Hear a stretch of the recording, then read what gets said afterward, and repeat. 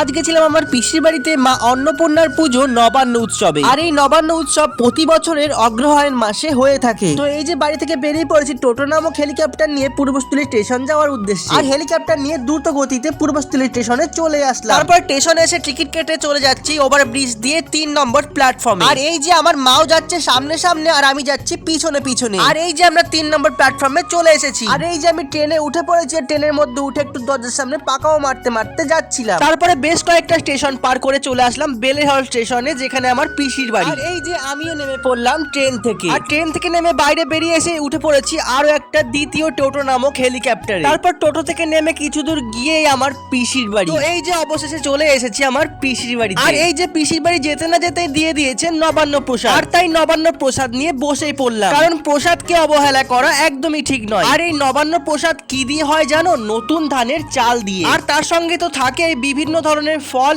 এবং মূলো আর আদা। তো তোমাদের কাদের কাদের বাড়িতে নবান্ন উৎসব হয়ে থাকে কমেন্টে জানিও। তো চলো দেখা হচ্ছে আবার নেক্সট কোনো ভিডিওতে, ততক্ষণের জন্য টাটা।